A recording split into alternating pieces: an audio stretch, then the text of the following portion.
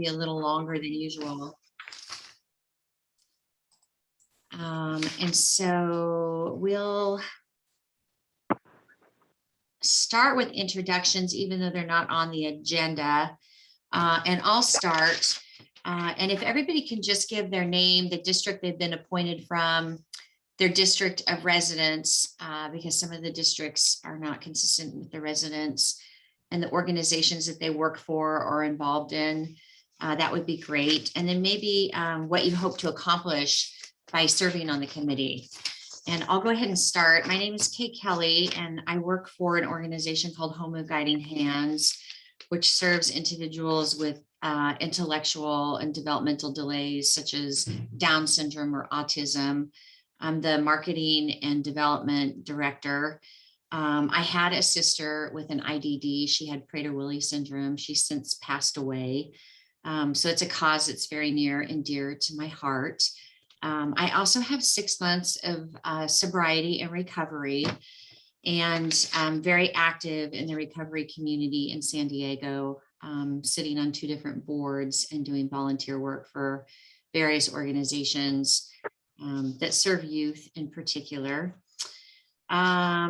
I attended school at USD. I've been on the committee now for 2.5 years. I was originally appointed by Supervisor Diane Jacob, and then Supervisor Joel Anderson reappointed me. And it's been great being on the committee. We've worked on some meaningful projects, and we'll continue to. As you can see, we have a pretty stacked agenda. As a matter of fact, there's so much work that needs to be done. I oftentimes wonder if we'll make a difference. And then next thing I know, I look behind me and we've done something significant, and it feels really good. We've had a couple of past successful projects that the committee, based on their own individual diagnosis and their own area of expertise and passion, individually have contributed to make substantial differences. And so it's just been a real honor and pleasure serving on this committee. And Jose, we'll go to you next. Sure thing. Good afternoon, everyone. My name is Jose Gaspar. I was appointed by Nora Vargas here at District 1. And presently, I'm a board member for the Gurmilan Foundation. We help raise funds to help our community, specifically people with disabilities, to help empower them. And that includes basically either for adaptive equipment or for educational goals. And apart from that, I was also a volunteer for MDA. And a little bit of my background. So I'm kind of an IT guy. I love computers and everything related. I have a master's degree in cybersecurity. I currently work in healthcare for customer service, and that pretty much sums me up. And I'm just eager to join the committee here, be a part of you guys, and help my community in any way possible. Good, welcome. Thank you. Carolyn, would you like to go next? Happy Friday, everybody. My name is Carolyn Smith. I am the 2014 Veteran of the Year for the 71st District here in East County. I am 100% total and permanent combat wounded Army military police veteran. I am an Operation Iraqi Freedom veteran. A little bit unique, I was the machine gunner, so you can kind of understand a variance of disabilities. I was appointed by Joel Anderson, District 2. I'm a public speaker on empowerment after disability. I'm the president of 3 Paws Up, a veteran-owned nonprofit. And I am second-year PhD for a Doctor of Management for Homeland Security with an emphasis on anti-terrorism and money laundering. Impressive. And Candy, would you like to go next? Sure. Hello, everyone. Thank you for having me here. My name is Candy. I'm newly appointed in District 1 by Nora Vargas. I'm excited to join you all. My pronouns are she and they, and I am been a person with disabilities with SVT, which is a supraventricular defect, as well as a person struggling with depression. I also am a parent with a child with disabilities. 2 of them are special education students. My daughter is a child with Down syndrome. I also had formed a SAFE coalition for Safety Always First in Education to primarily serve children with disabilities and advocating for them. And it's a wide coalition of parents, educators, students, and organizers. I'm also an executive director of an Asian American organization here in San Diego called Asian Solidarity Collective as well. Very good. And Michelle, you're next. Hi, I'm Michelle Krug, appointed with Nathan Fletcher, pronoun she, her, hers. I'm legally blind, have some mobility issues in terms of the disabilities, and this has been a long time community labor activist organizer. I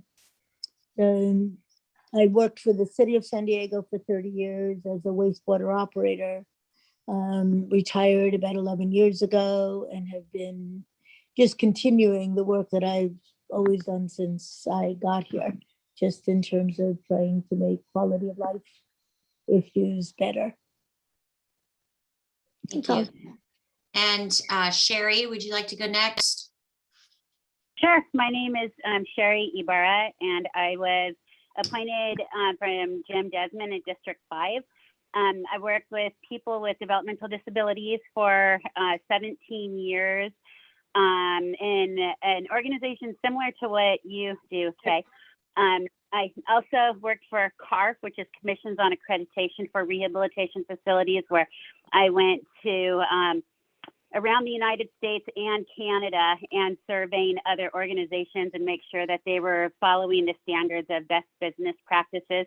I'm on this board because it's important to me that I feel like I'm making a difference in the lives of people with disabilities and just speaking up for the underserved. Very good, thank you. And then last but not least, Jessica Kramer. Hi, can you hear me? Yes. Okay. Hi, I'm Jessica Kramer. Welcome to our new appointees. I'm very excited to meet you. I live in District 5 and I was appointed by Jim Desmond. I started a nonprofit called First Responders Do No Harm in 2014 after I had a very traumatizing and abusive seizure response from 911. I'm 15 years in managing a recurrent brain and spinal cord swelling disability. So I'm medically fragile. I have brain injury challenges, seizures, fevers, and I have a beloved bully service dog named Lucius. My passion and work is based around disability rights in 911 and homelessness. I am very passionate about us being able to do more advising with our board of supervisors because disability challenges and accessibility issues range in every area of the county.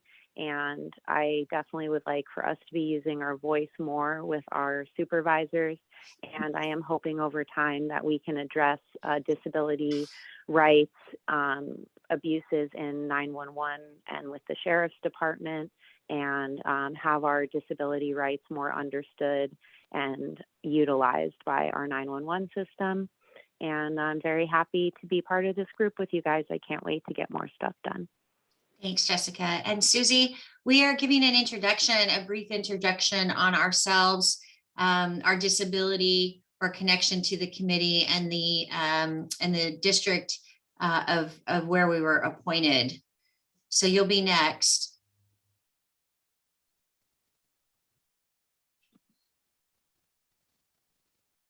Okay, while we wait for Susie, Todd, do you want to go ahead and introduce yourself? Yes, as I mentioned, for those that were on the call, I am Todd Hood. I'm the countywide ADA Title II coordinator, and basically what that means is from an Americans with Disabilities Act, as it relates to any of our residents, anytime there are opportunities for the county to increase our accessibility to facilities, programs, services, or activities, I get involved with that. So the working as in that role, I am the liaison with the county, and with Kate. I'll have Kate introduce herself, but together we work to support the needs of this committee, to ensure that we get any information that the committee needs from the county with regard to any policies or programs that are going on. Then that's my role to ensure that we bring the resources of the county to this committee. Great, thank you. And Katie?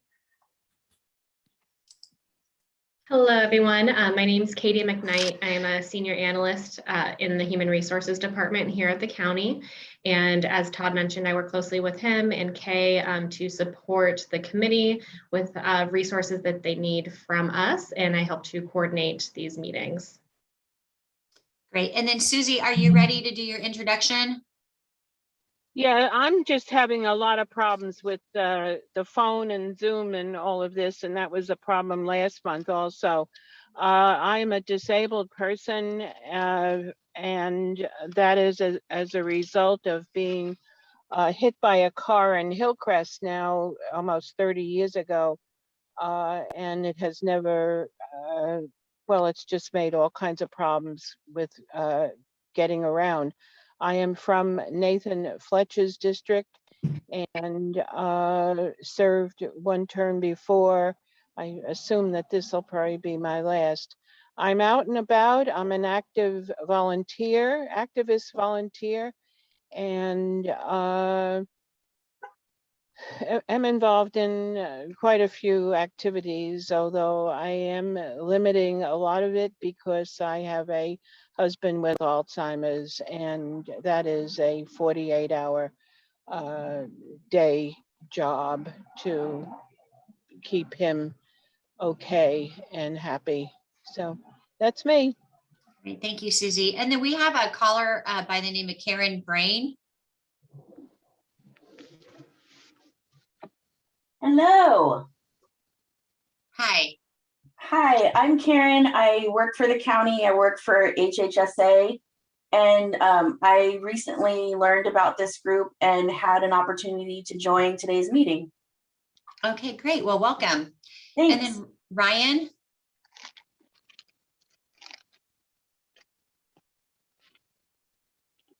Hi there. Hi. I'm Ryan Sharp. I'm Assistant Clerk of the Board of Supervisors, here with Andrew Potter to help assist and answer any questions that you may have. Oh, good. Well, welcome. And Charlene. Hi, good afternoon. My name is Charlene Ottolino. I was invited as a guest today. I did submit my application. I actually live in District 1, but was encouraged to submit it to District 3, which I did. And they called me back today right before this meeting, so I need to call them back afterwards. Yes, so they had more questions about my application. But I am the CEO and chair of the San Diego Committee on Employment of People with Disabilities. We hold the largest job fair in the county of San Diego for people with disabilities, although it is open to the public. I am also the chair and CEO of the Veterans Employment Committee of San Diego County, which also holds the largest job fair in the county. And pre-COVID, we had those job fairs at the sports arena because Ernie Hahn loves our organization and veterans, of course. I also sit on 5 different criminal justice committees within the county. The CCP, I was appointed by Chief Jenkins. I used to work for the California Department of Corrections and Rehabilitation Parole Offices. So I have been on the executive committee of the San Diego Reentry Roundtable for 15 years. And most recently, I'm on the NOFO R&R for the 34 million coming into the county for the homeless grants. And then just got asked the other day by the public safety group to be a part of the executive steering committee for Prop 47 in Sacramento. Well, you're a busy lady. Just a And you're going to tad. be presenting to us a little further down on the agenda. So I'm looking forward to your presentation. Thank you for coming on board. All right, I'm going to ask the committee members to make a motion to approve the minutes.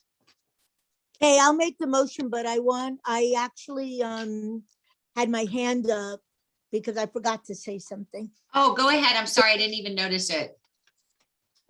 I And know. Carolyn 'cause has her we're- hand up also. So I just actually want to also, as Jessica did, welcome the new people. And I particularly want to say, Candy, your reputation so precedes you. And I am particularly excited to have the opportunity to work with you. I've heard about you for several years now, particularly from Christina Griffin and Kent Lee. So I just wanted to put that out there. I'm very excited about the plethora of things that you're involved with. That's all. And I read also, Candy, that you're a DJ. Is that true? Yes, I'm an artist, poet, DJ. So I didn't expect all this love for my first meeting, but thank you. I'm excited to work with all of you. Very, very Thank you, good. Michelle. And Carolyn had her hand up also. Yes, ma'am. This would be a very unique day. I was injured in a roadside bombing, and I actually have a neurology appointment at 3:30 at the VA. And if any of you have ever dealt with the VA, it would be an impossible task to get another appointment within the next 20 years.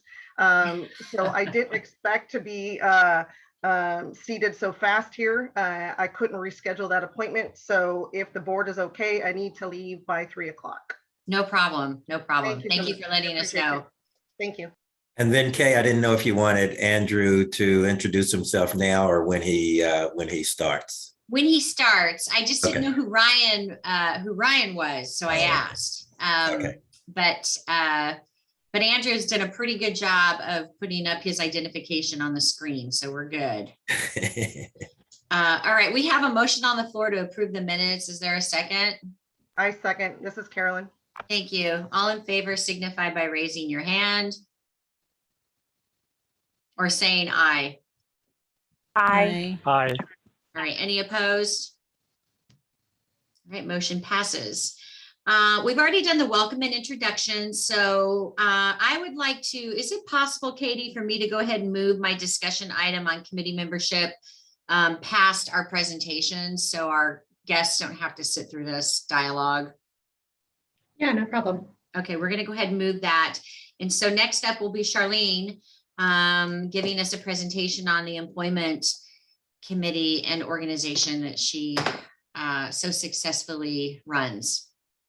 Thank you all so very much. Is it possible for me to share screen? I'd like to take you all directly to our website.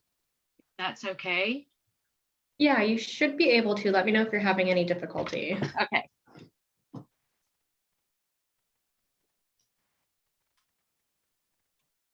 It says host disabled participant screen sharing. Okay, let me try to make you a host.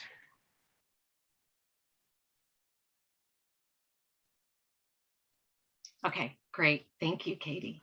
No problem. And Katie, also, I'm showing that there are 14 participants on the menu, but I'm not seeing 14 on the screen. Oh, we have 2 telephone participants. Never mind. Yes. All right, Charlene. Great. Thank you all so very much for allowing me to present to all of you today. As I had mentioned, the San Diego Committee on Employment of People with Disabilities, we hold the largest job fair in the county of San Diego. So pre-COVID, this was held at the Balboa Park Club as the city of San Diego had made a proclamation years ago to donate the Balboa Park Club as a venue. In past years, we've had upwards to 75 employers with over 1,500 job seekers. And the job fair is actually coming up next Wednesday. So because of COVID, the job fair was put on a virtual platform, Remo. So has been very much like being in an in-person event, nothing like Zoom. We have tables, an employer can actually, the county and the city are actually going to be at the job fair coming up. So we have about 25 employers. Cox Communications this year was our corporate sponsor. What Cox did was they donated airtime to us, and our major sponsors such as CAES, which is Cobham, Goodwill, Options for All, and Marsh Training, we were able to film PSAs. So those are on our website. And that's been running on Cox's channels, on their marketing, their media. They have their own Your Channel as well. So that's been running for about 8 weeks. Charlene, I'm sorry to interrupt. I think that we lost your screen share. Oh, I'm wondering if it's because I moved it. Yeah, we see a picture of a child. There we go. Do you see it? Okay. Yeah, sorry, I I have multiple screens. Sorry about that. No problem. So we have our 4 platinum sponsors this year, and then these are our silver sponsors. So right now we have about 25 employers, and my team just sent me an email. There's over 200 job seekers right now. So we're really, really excited about that. The other thing that the San Diego Committee on Employment, what we provide is actually our mission is to provide and educate to employers and the community about the benefits of hiring people with disabilities. There's such this stigma about, what is it going to cost as an employer when they talk about accommodations or accessibility and all of that. And we provide what's called DTC trainings to employers, and that's free. And we directly work with the Department of Labor. The executive director here in San Diego is Sean Ratliff. So what Sean does is he pushes that out to the 503 employers, which are the federal employers who are to have a certain percentage of veterans and people with disabilities employed in their companies. So we work directly with them to assure that those federal employers here in San Diego are aware of these free trainings. And that's a way for us to build relationships with employers and to continue to be that resource for them in that education of the benefits. We also work with the San Diego Workforce Partnership. They're on multiple committees with Jobtoberfest. And we also provide in those DTC trainings, workforce will come in and discuss WIOA, OJT, and other programs for employers to show that there is also a financial benefit in hiring folks with disabilities. And I have a nephew who has cerebral palsy. And today he's been working for the San Diego Regional Center for about 5 years now. And it really changes the whole perspective for someone who does have a disability. We have a young man who has autism who's going to be our MC at Jobtoberfest next Wednesday. And what he has written in his script is that everybody has hopes and dreams, and everybody would like to be a part of the workforce. And that doesn't mean that people with disabilities don't have the same wants and dreams.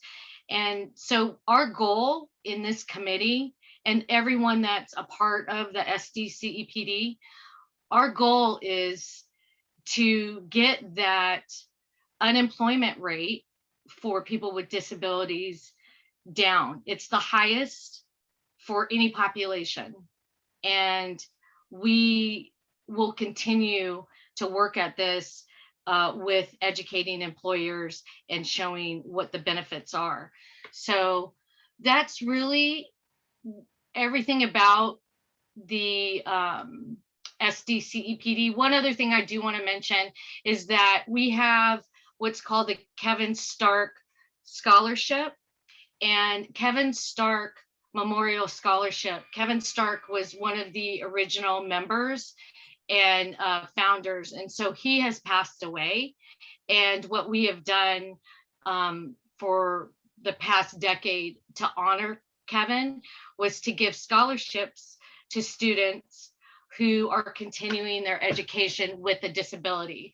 So if someone is graduating from high school, going on to community college, four-year college, even someone who is doing their doctorate and they have a disability, we send the information out to all of the community colleges, to the high schools for their graduating students, and our four-year colleges with all of our contacts and connections in the community so that they can all apply for these scholarships. So they range from a couple thousand down to 500, depending on the number of applicants that we receive and the amount of the scholarship. So this year we have 3. We're very excited. And we're going to announce those at the beginning of the opening ceremony. So that's Very about nice. it. Yeah. Very nice. Thank you. Do the committee, I have a question, but I'll let the committee ask questions first. Do any of the committee members have questions? I'll stop share. There we go. If somebody was wanting to apply for one of the scholarships, is there an application page or do they contact you directly?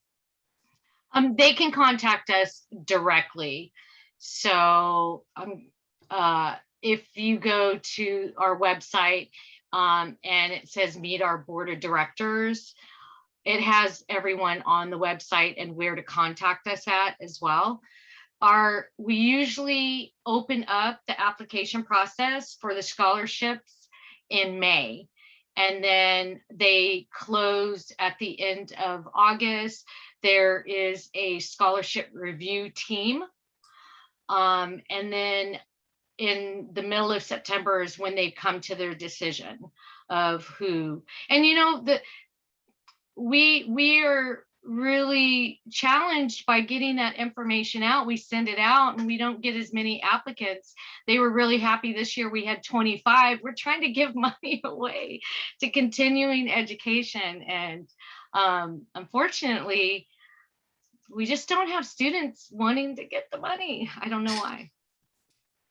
Well, hopefully that will change next year. Right? Michelle has her hand up.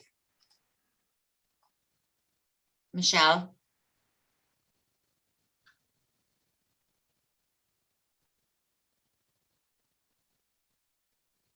That might be a mistake. Are there any other questions? Sorry, Kate, it was 4. That's okay.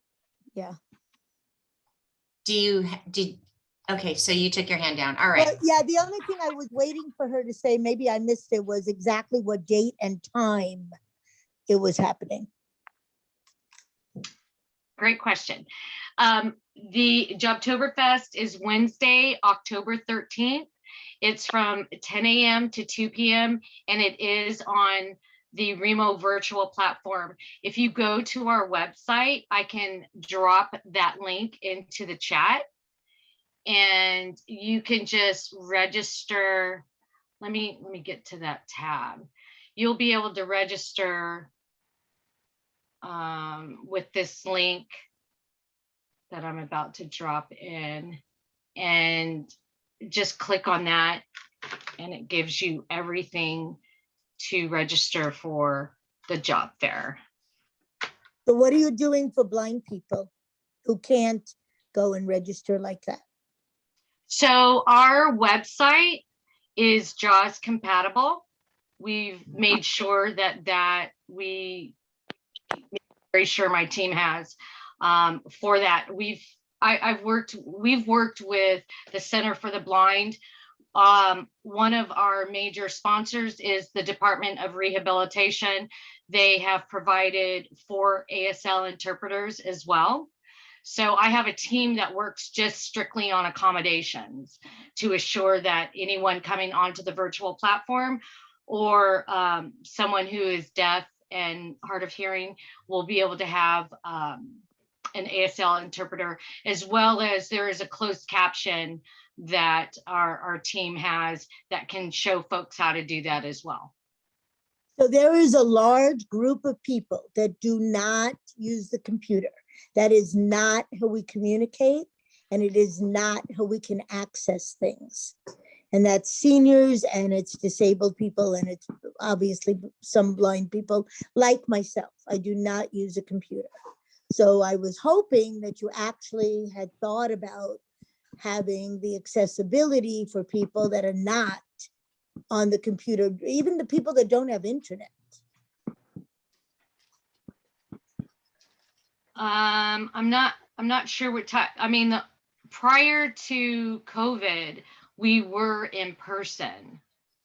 So I'm not sure how folks would be able to access the employers. Because in this case, this year, it's virtual online.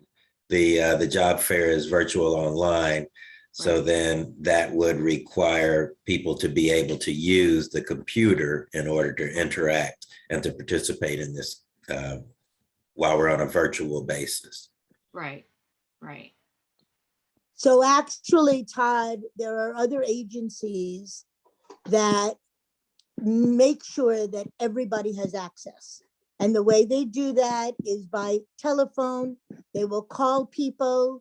They will make sure that they can know in advance what agencies are there. They will do the accommodation as they need to do the accommodation for those people. It's not an obstacle if you don't make it an obstacle. And they certainly could have a telephone number that's being publicized. They could certainly make it so that somebody is making a telephone call to them. And again, if it was on Zoom without someone having to go register, they would be able to give them an ID number and be able to, just like the county, or just like the MTS, the city of San Diego, as I know Andrew has heard this already, there are easy accessibility tools.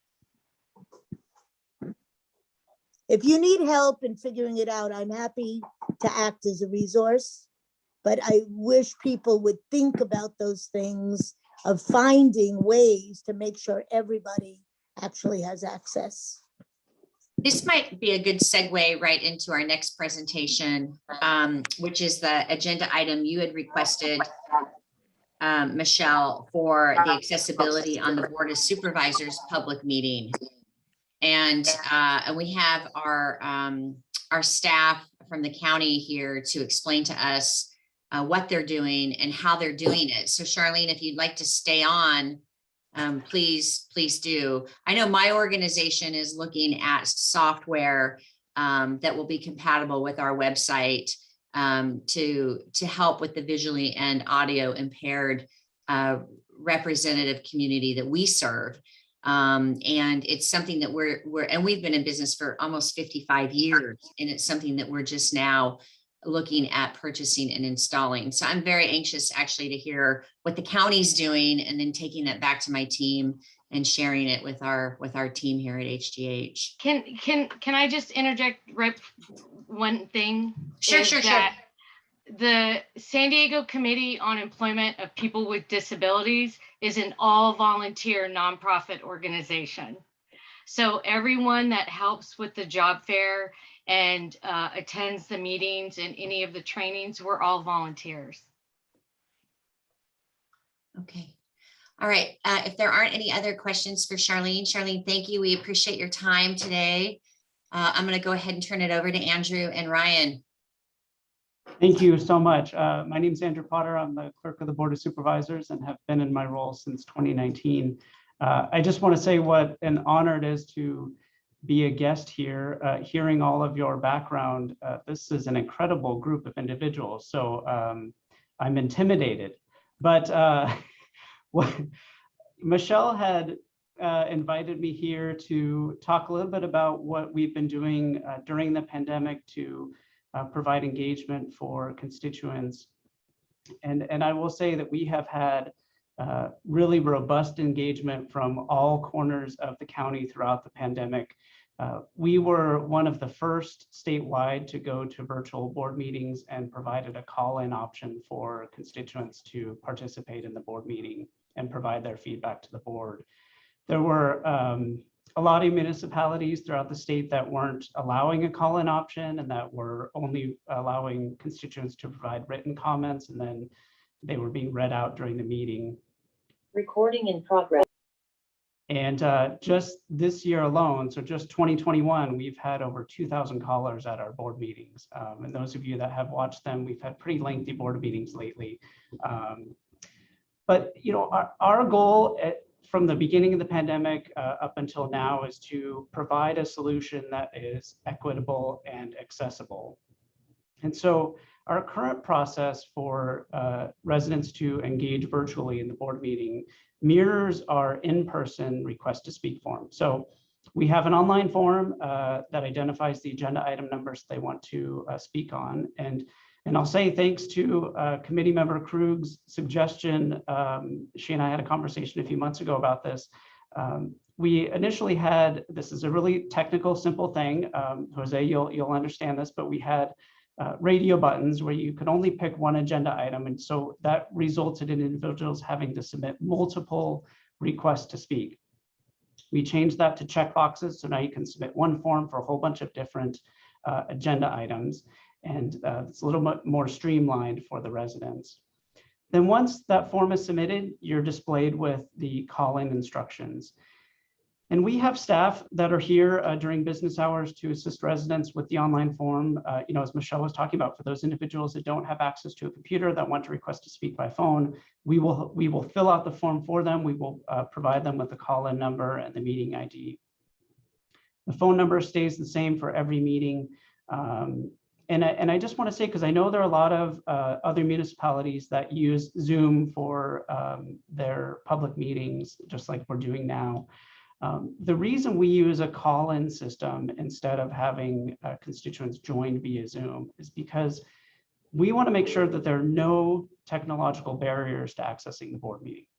The way we manage it is all you need is a phone. You just need a phone to call in to speak. There's no technology required.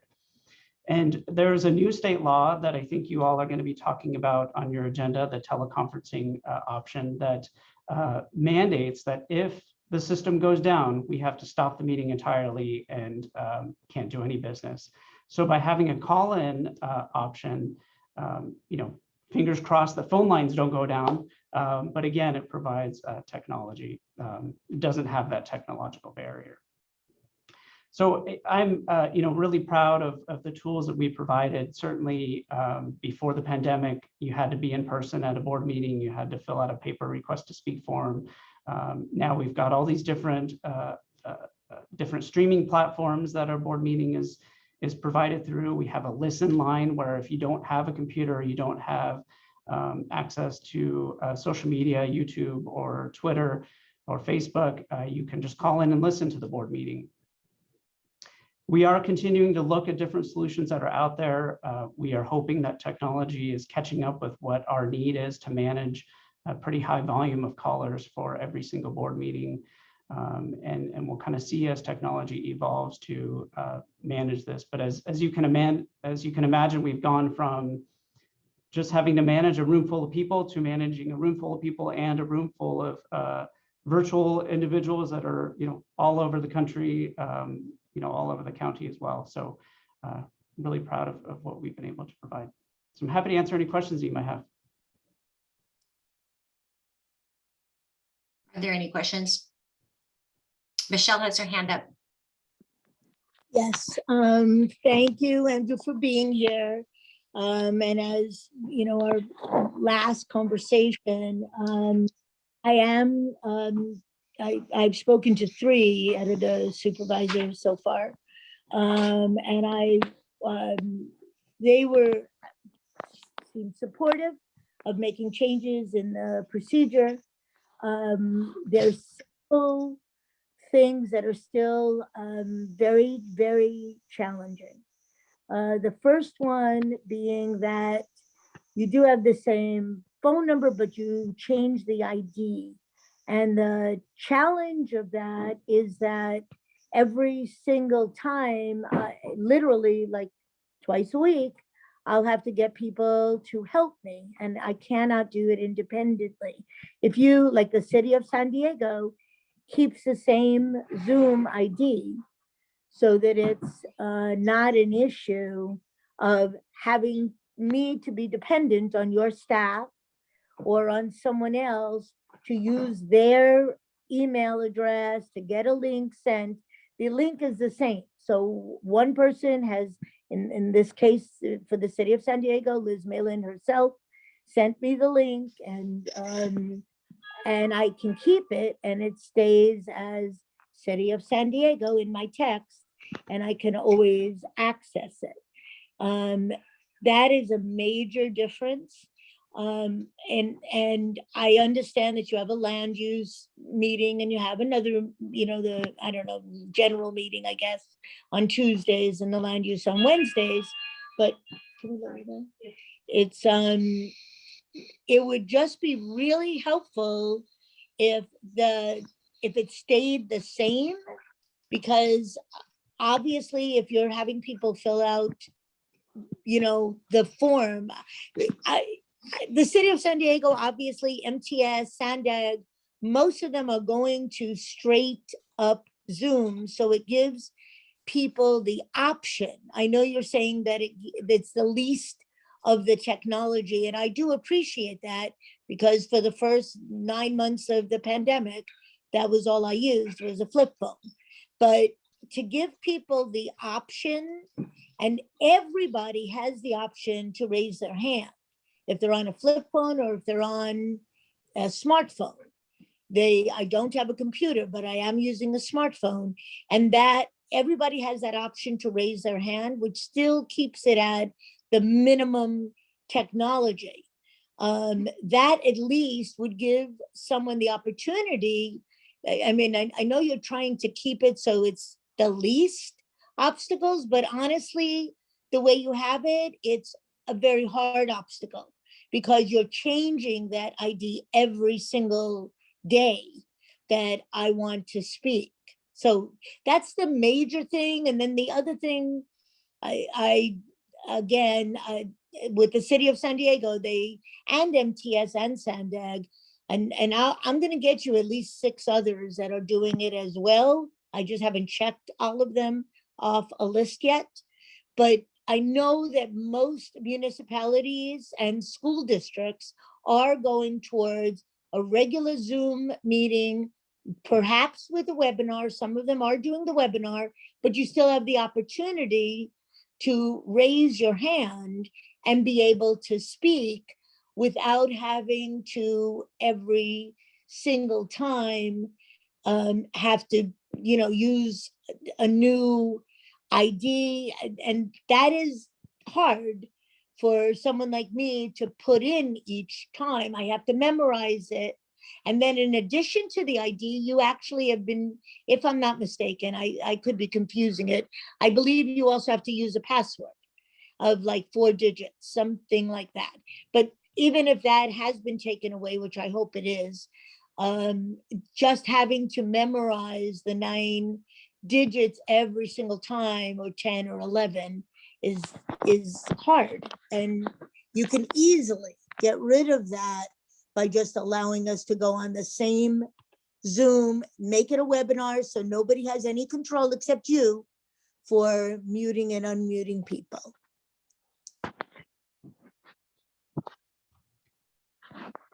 Well, thank you for your comments, Michelle. Just to respond to a couple of those, We do not have a passcode that's required. It's just the meeting ID that's required when dialing in. What's different about some of the other organizations that you mentioned is the board's rules and procedure require that individuals request to speak in advance. And so that's one of the reasons why we have that online form. It also provides for meeting management. We know how many individuals have requested to speak on the items, which items are pulled for discussion. So, it gives us much better abilities to manage the meeting. The other issue is that in terms of the meeting ID changing, provides an additional layer of security for the county. Certainly prevents meeting disruptions if individuals are abusing that access. And one of the pieces that we've heard throughout the pandemic is the availability of broadband internet throughout the county. And we have a lot of constituents that don't have reliable internet, don't have high-speed internet. And so again, having Zoom as the option for them would be a barrier for those individuals. And so that's why we've kept it consistent with the call-in. One feature that we haven't used that you talked about in terms of the raising hand is, you can raise your hand on the phone. *9 does it, but I think that's a great suggestion. Something that we might consider is putting that in our language that if we haven't gotten to you, please press *9 and they can raise their hand in Zoom. But like I said, we are looking at a couple of different technology solutions that might eliminate the need for a passcode or might have some more personalized communications for constituents that have requested to speak. So we're continuing to look at what technology tools are out there. Andrew, just an FYI, I have no Wi-Fi at all. Mm-hmm. I completely just have the cellular. So I'm just saying it gives you the option. If you aren't able to do it, then there's always the backup. Mm-hmm. I appreciate that. But to give people the option to be able to do it really makes a difference, especially because what you require right now, for me to even be able to listen to the meeting, I would have to have 2 devices. Whereas the other way, because I can't just listen to the meeting, although I will absolutely say your people after the first month have been very generous in allowing me to stay on the listening line. But I recognize that that's an accommodation that they're making, and other people would need to have 2 different devices to be able to listen to the meeting or to be able to see it if they have a TV or a computer. So what would be ideal, obviously, for me is to be able to use one device, as I do with the city of San Diego. I'm in the meeting, and then all I have to do is raise my hand at the time that I want to be able to speak and wait until I recognize. I have no control over that mute until they unmute me and allow me to unmute myself.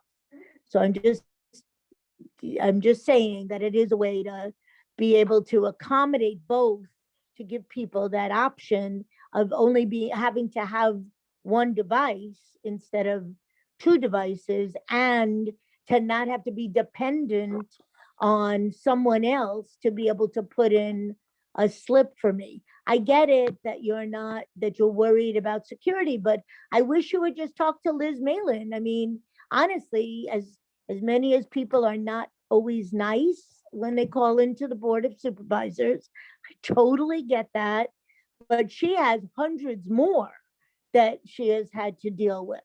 And in terms of the security, that's never been broken. So I would just encourage you to talk to them, talk to Husan at Sandag, because I've had that conversation, and at MTS with Sharon, who all, had those concerns, but it's kind of like, Husan said, don't, if it's not broken, it's working. And again, people who are gonna be mean are gonna be mean and inappropriate, but it's not, it doesn't have anything to do with the virtual aspect of it. It has to do with, they do the same thing in person. Thanks. I would just like to second everything that Michelle has said. I had a major birthday yesterday, and with COVID, there's been no place that I could go to get classes on how to do the Zoom. I have the 669 number. There's several outfits that I need to get on, like support groups for Alzheimer's caregivers, and it's the same number, but I think I'm into about 3 different support groups, and it all comes up, and they all meet on Tuesday at 10 o'clock. So I don't know why a major thing in this city isn't that everyone gets internet. I've lived in Silver Spring, Maryland, and if you were in the downtown area, you automatically got internet service and Wi-Fi. This has been a real issue with me in that, I'm getting into the 80-90 group, and there are people who need to know about things and just can't even get onto the computer or a phone or any place. They have to rely on a grandchild coming over, or one of the ladies, her husband just turned 95, and he's right onto the whole thing, but she isn't. She's just not participated at all or not been helped.